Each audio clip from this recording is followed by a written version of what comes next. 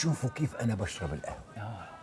شفي شفي، شوي شوي، وهيك الواحد بيستمتع أكتر وبتطول معه القهوة أكتر، مش بتخلص بكير. هذا الحكي، هاي الأصول. أنا على فكرة بتفرقش معي إذا مثلا شفيت الفنجان مرة واحدة بشرب وراه 10 12 فنجان. 10 12 فنجان. لا زلمة شو السر شو مالك انت؟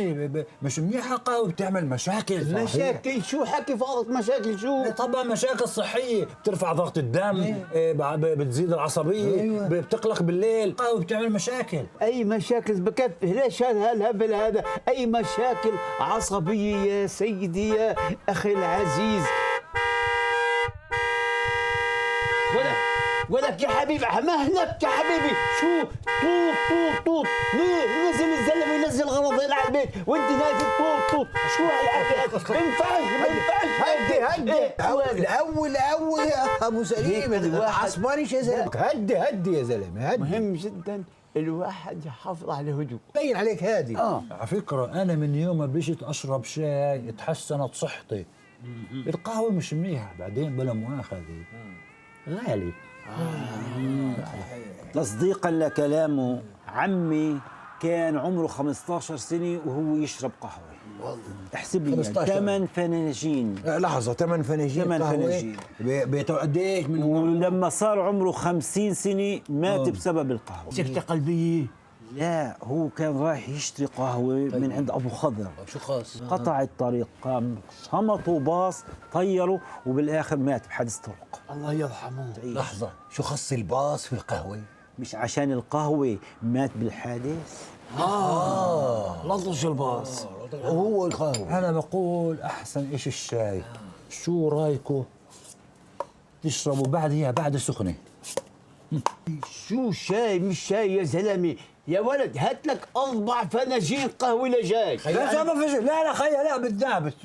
أخي أنا بشربش الشاي إلا وأنا مريض. يا ابو ابراهيم، الشاي في له قاعداته الخاصه، هيك بيجي احيانا للناس المتعلمين المثقفين. قصدك أكتر أرستقراطي. شو شايفني ملك انجلترا هنري الرابع عشر؟ يس نو فيري ماتش. شو أبو سليم صار يحكي إنجليزي كنا مرته نجم معلمته. مكثر قعداته معها. اسمعوا مني يا جماعة واشربوا شاي كثير منيح للجهاز الهضمي، للدورة الدموية وغيره. اسمع تقول لك، انا شخصيا اخي ابو ابراهيم وانت بتعرفني منيح، انا لا بشرب مشروبات روحيه ولا بلعب في شدي.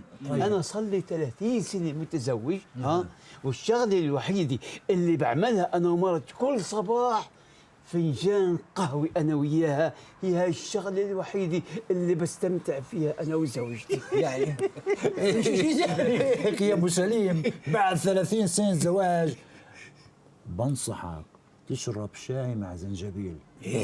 فكرك واذا ما فتكاش حط هيل يعني وادعي لي قول لي، يعني هذا الإشي بنفع لهذاك الإشي؟ بصير اشي فكرك بيفيد. عظمانتي. اصب لك، دوق لا نذوق. ايوه ما هذا مع زنجبيل وهيل. في البيت راح اعملها الخلطه. ذوق. يلا صب لك. أنا لا بآمنش بشغل الصين. لا هذا هندي. هذا هندي، صب شوي. تحتاج تحط بعد شوي. ايوه كثرهن صحتين وهين ايوه. عشان هيك أهل الهند بخلفوا كتير من 2 مليار. ايوه انت بس نقول لك زيد بلاش بخل. ايوه صب نقول. ايوه يلا يرضى عليك، يرضى عليك يا زلمه. ما اطيبها ما ازكاها، هذا الإشي. ما ازكاها مع زنجبيل. شو ما عادش فيه؟ خلصت. شو خلص؟ كاسة شاي. يلا اليوم فيش لك حظ مع فهيمي.